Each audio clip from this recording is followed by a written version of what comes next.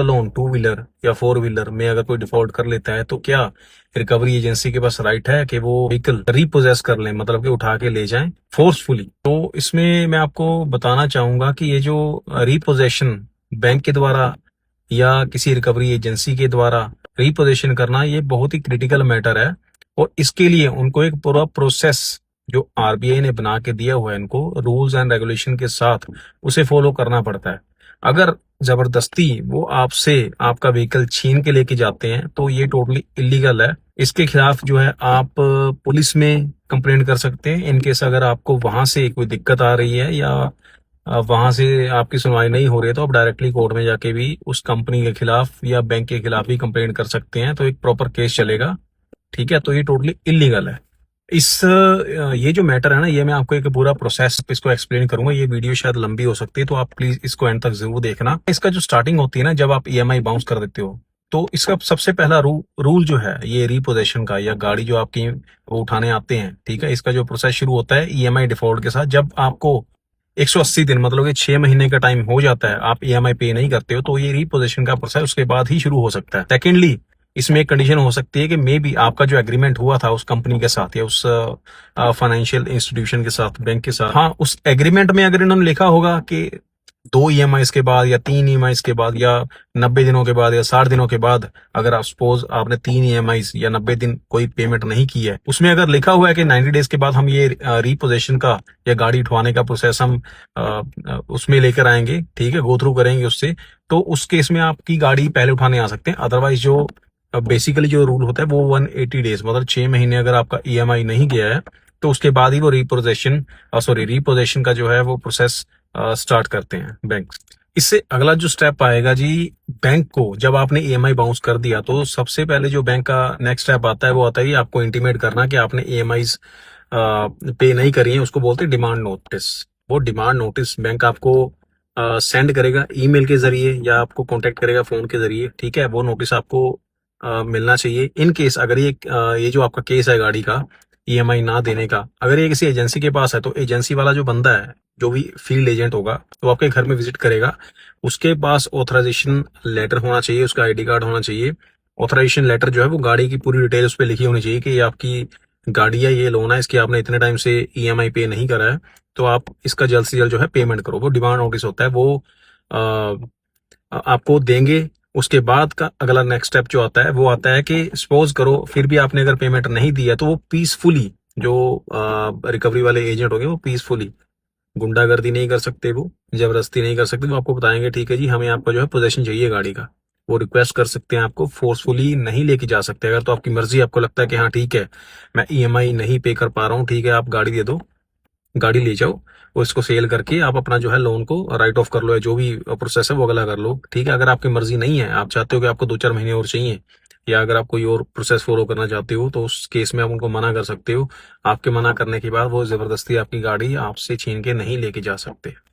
इसके बाद आ जाता है पुलिस का रोल इसमें। जो जब भी आप कोई लोन डिफॉल्ट करते हो, इसमें पुलिस का कोई भी लेना देना नहीं होता है। हाँ ये है कि रिकवरी एजेंट जब आपका रिपोजेशन, गाड़ी का पोजेशन लेने के लिए आएंगे, ठीक है, आपसे गाड़ी लेने के लिए आएंगे, वो आपके लोकल थाने में जो भी पुलिस स्टेशन आपको पड़ता है उसमें जाके अपना वेरिफिकेशन पर्पज से उनको मिलेंगे, उनको बताएंगे हम ये गाड़ी उठवाने जा रहे हैं, ठीक है। हो सकता है वो पुलिस वाले को, किसी ऑफिशियल को अपने साथ में भी ले आए, ठीक है। तो इसमें पुलिस आपको नहीं बोल सकती कि आपको गाड़ी देनी है या नहीं देनी है, ठीक है। हाँ ये है कि उनके आंखों के सामने ये सारा प्रोसेस होना चाहिए, या उनके नोटिस में आना चाहिए कि फलाना फलाना कंपनी का बंदा इस एड्रेस पे जो बंदा रह रहा है उसकी गाड़ी लेने के लिए आया है। इन केस अगर वो जबरदस्ती कर रहा है आपके साथ, ठीक है जी, तो आप उसकी कंप्लेंट पुलिस स्टेशन में भी कर सकते हो। वो मैं ऑलरेडी आपको बता चुका हूँ। इनकेस अगर वो जबरदस्ती गाड़ी लेने की कोशिश करता है तो आप बिल्कुल भी उसे गाड़ी मत दो, आप उसकी कंप्लेंट कर सकते हो। जब आपकी गाड़ी बैंक वाले उठा के ले गए, उनको पोजेशन मिल गया, तो वो जहाँ पे उनकी गाड़ियां, कोई और गाड़ी जो लॉट होता है, जो पुराना इंपाउंडिंग लॉट है, तो वहां पे जाके खड़ी करेंगे आपकी गाड़ी। तो ये नहीं, इसका मतलब ये नहीं है कि अगर गाड़ी उन्होंने उठा ली है तो वो जाते ही सेल कर देंगे।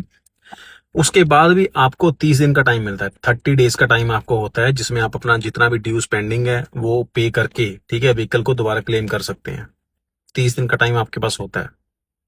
उन 30 दिनों के बाद भी अगर जो बोरोवर है, जिसने लोन ले रखा है, वो लोन को रेगुलराइज नहीं करता है या जो बकाया पेंडिंग अमाउंट होती है वो उसको पे नहीं करता है, तो उसके बाद बैंक का राइट बनता है कि उसका ऑक्शन करेगी, गाड़ी का जो है ऑक्शन करेगी, और उसमें से जो पैसे आएंगे वो लोन में डालेगी और अपना जो आउटस्टैंडिंग अमाउंट है वो रिकवर करने की कोशिश करेगी। सपोज करो अगर उसकी गाड़ी इतनी उसका रेट अच्छा था, अच्छी रेट पे अगर वो सेल हो जाती है, तो बैंक ने जितना अपना पैसा लेना था वो ले लिया है, और उसके अलावा अगर कोई एक्सेस अमाउंट बचती है, ठीक है, तो बैंक का राइट है कि वो जो जिसकी गाड़ी थी, जिस बंदे ने गाड़ी ली थी, वो जो ओनर था गाड़ी का, उसको जो ऊपर वाली अमाउंट है, जो एक्सेस अमाउंट है, वो उसे वापस करनी पड़ती है। बैंक का राइट है, उस सरप्लस अमाउंट पे जो है गाड़ी के ओनर का राइट बनता है, तो उसे मिलना चाहिए, ये रूल है।